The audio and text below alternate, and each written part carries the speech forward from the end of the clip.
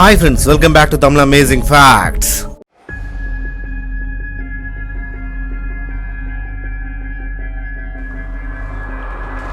जी हाँ, आप अपनी स्क्रीन पे देख सकते हैं lander module. People are applauding.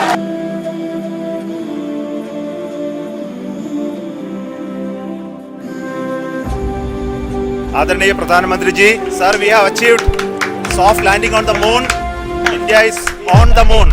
23rd August 2023 இந்த நாளை யாரும் மறக்கவே முடியாது.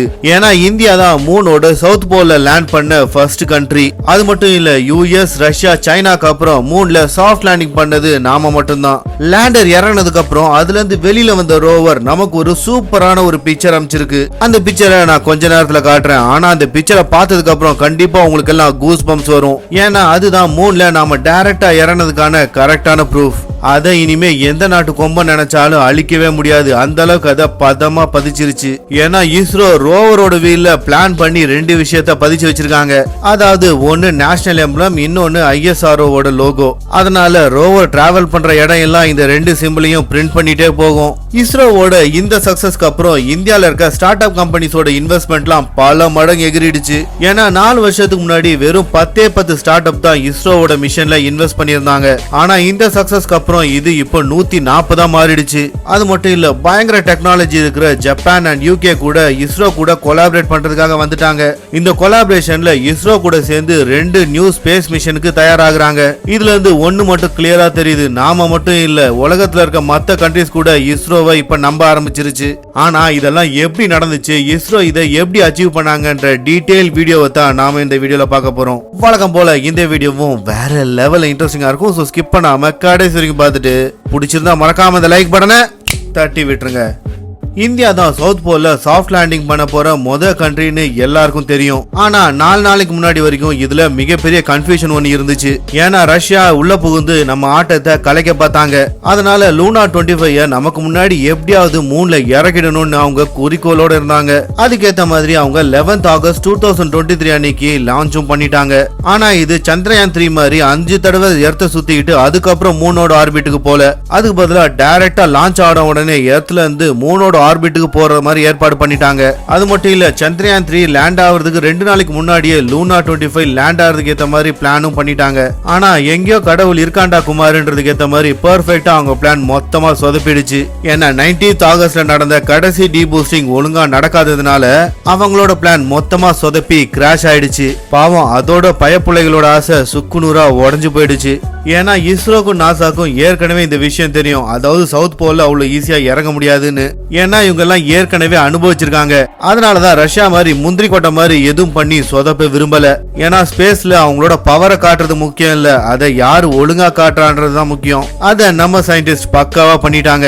ஏன்னா சந்திரயான் 2 ஃபெயிலியர் ஆனதுக்கு அப்புறம் அதுக்கு பின்னாடி என்னென்ன இருந்துச்சுன்னு பொறுமையா அனலைஸ் பண்ண ஆரம்பிச்சாங்க. அதை எல்லாத்தையும் சால்வ் பண்ணி தான் இந்தியா சந்திரயான் 3 லான்ச்சே பண்ணாங்க. சிம்பிளா சொல்லணும்னா இந்த வாட்டி தட்டி தூக்கிடுவோம்னு பிளான் பண்ணி சொன்னதை செஞ்சும் காட்டிட்டாங்க. அதுக்கேத்த மாதிரி இதுக்கு பின்னாடி அவங்க ஏகப்பட்ட வேலை செஞ்சிருக்காங்க. அதுல மெயினானது தான் டெஸ்டிங். அதாவது இந்த மிஷன்ல யூஸ் பண்ற எல்லா இன்ஸ்ட்ருமெண்ட்டையும் அதோட ஒர்க்கிங் கண்டிஷன் கேத்த மாதிரி அதை டெஸ்ட் பண்ணாங்க. அதையும் ஒவ்வொன்றும் தனித்தனியா அதுக்கேத்த மாதிரி டெஸ்ட் பண்ணாங்க. குறிப்பா விக்ரம் லேண்டர்ல இருந்த எல்லா சென்சாரையும் நேவிகேஷன் சிஸ்டமையும் தனித்தனியா செக் பண்ணாங்க. அதுலயும் அதை எல்லாத்தையுமே கோல்டு டெஸ்ட் எல்லாம் வேற பண்ணாங்க. ஏன்னா இதெல்லாம் கோல்ட் டெம்பரேச்சர்ல தாக்கு பிடிக்குமா இல்லையான்றதுக்கு ஏத்த மாதிரி தான் டெஸ்டே நடந்துச்சு.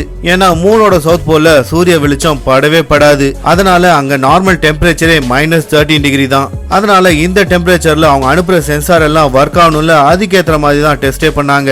அது மட்டும் இல்ல, எப்ப வேணா கிளைமேட் அங்க சேஞ்ச் ஆகலாம், அதுக்கேற்ற மாதிரியும் சென்சார் தயாரா இருக்கணும்ல. அதனால இன்னும் 5 டிகிரி கம்மியா போய் -18 டிகிரில தான் இதோட டெஸ்டிங்கே நடந்துச்சு. இதுல இருக்க எல்லா சென்சார்லயும் ரொம்ப முக்கியமானது இந்த 3 சென்சார் தான். அதாவது LPDC, LDV and LHDAC. ஏன்னா இந்த சென்சார்லாம் தான் லேண்டரோட பொசிஷன், வெலாசிட்டி, அது மட்டும் இல்ல அதோட பாதையில வர ஆப்ஸ்டக்கிள்ஸை டிடெக்ட் பண்ற வேலையை செய்யற சென்சார்ஸ். நார்மலா இந்த லேசர் சென்சார்ஸ் எல்லாத்தையுமே தெர்மல் வேக்யூம் சாம்பர்ல வச்சு தான் டெஸ்ட் பண்ணுவாங்க.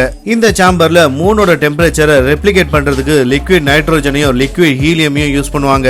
ஆனா இந்த ப்ராசஸ்க்கு செலவு எக்கச்சக்கமாகும். அதனால இஸ்ரோ சந்திரயான் 3க்கு வேற ஒரு பிளான போட்டாங்க. அதாவது சிம்பிளா பட்ஜெட் ஃப்ரெண்ட்லியா எல்லா சென்சாரையும் ஹெலிகாப்டர்ல ஏத்தி அனுப்பிச்சிட்டாங்க. அந்த ஹெலிகாப்டர் ஹை லாட்டிடியூட்ல எங்க நேச்சுரலாவே -18 டிகிரி இருக்கோ அங்க போயிடுச்சு. அங்க வச்சு சிக்னலை அனுப்பியும் ரிசீவ் பண்ணியும் அதை டெஸ்ட் பண்ணிக்கிட்டாங்க. அது மட்டும் இல்ல போற வர சிக்னல் எவ்வளவு லேட்டா போகும் எவ்வளவு லேட்டா வரும் அப்படின்ற எல்லாத்தையுமே கால்குலேட் பண்ணாங்க. இந்த எல்லா பாராமீட்டரும் செக் பண்ணதுக்கு அப்புறம் லேண்டரோட பவர் த்ரஸ்டரை செக் பண்ண ஆரம்பிச்சாங்க. ஏன்னா லேண்டரோட ஸ்பீட் 6000 km/hல இருக்கும். அந்த ஸ்பீடை கண்ட்ரோல் பண்ணி லேண்டிங் அப்போ ஸ்பீடை 0க்கு கொண்டு வரது த்ரஸ்டரால மட்டும்தான் முடியும். அதனால விக்ரம் லேண்டர்ல மொத்தம் 2 டைப் ஆஃப் த்ரஸ்டரை யூஸ் பண்ணியிருந்தாங்க. ஒன்னு லேம், இது லேண்டருக்கு கண்டினியூஸா த்ரஸ்ட் ப்ரொவைட் பண்ணிக்கிட்டே இருக்கும். இதுக்காக இதுல 2 லிக்விட் ஃபியூயல்ஸ் யூஸ் பண்றாங்க. ஒன்னு ஹைட்ரோசைன், இன்னொன்னு நைட்ரோஜன் டெட்ராக்சைடு. இது ரெண்டும் மிக்ஸ் ஆகி எனர்ஜி ப்ரொவைட் பண்ணி த்ரஸ்ட உருவாக்கும். இன்னொரு டைப் ஆஃப் த்ரஸ்டரோட பேரு ரியாக்ஷன் கண்ட்ரோல் த்ரஸ்டர் RCT. இதுதான் லேண்டரோட ரொட்டேஷனல் வெலாசிட்டியும் டைரக்ஷனையும் கண்ட்ரோல் பண்ணும். சிம்பிளா சொல்லணும்னா இதுதான் லேண்டரோட ஸ்டீரிங் வீல். இந்த 4 த்ரஸ்டரையும் இன்டர்வல்ல மட்டும் தான் இக்னைட் பண்ணுவாங்க.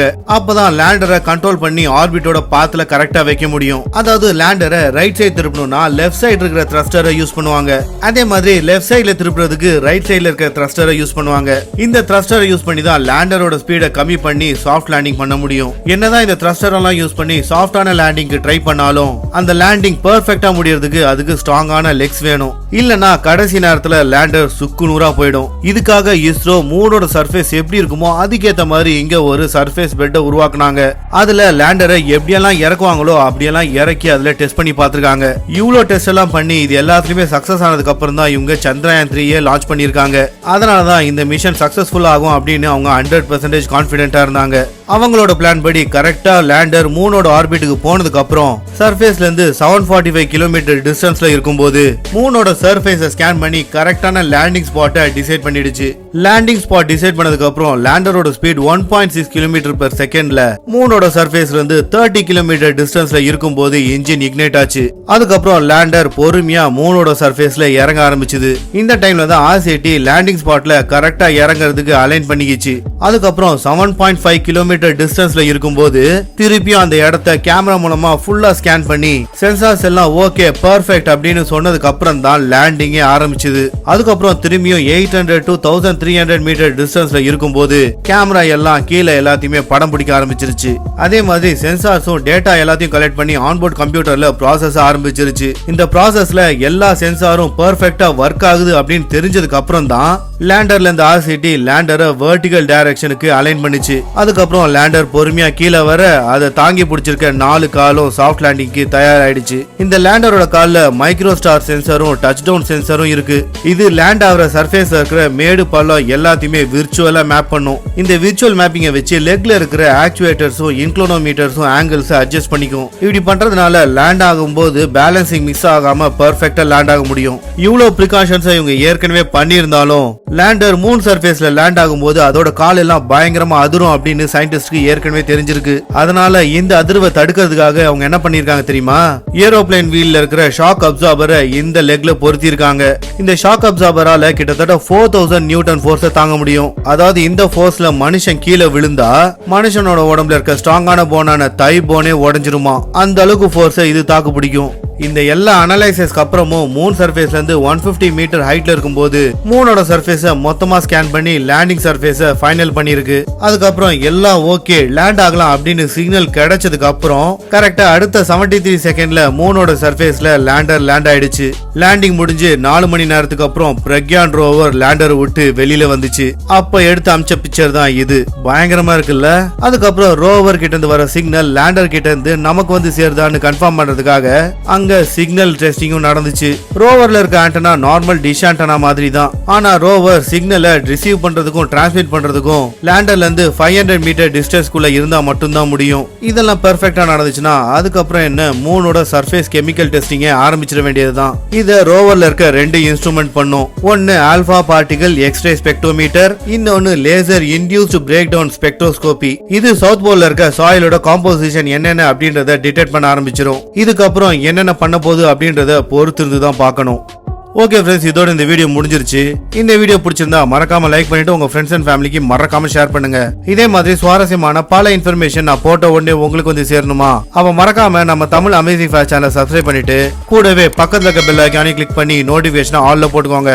அப்பதான் நான் போடுற எல்லா வீடியோட நோட்டிபிகேஷனும் உங்களுக்கு கரெக்டா வந்து சேரும்.